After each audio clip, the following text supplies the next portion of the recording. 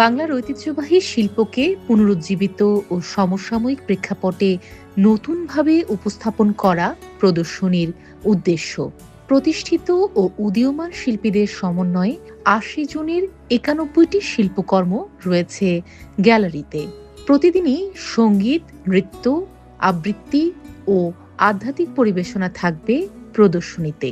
সমাপনী দিনে নির্বাচিত শিল্পীদের পুরস্কার ও সম্মাননা প্রদান করা হবে।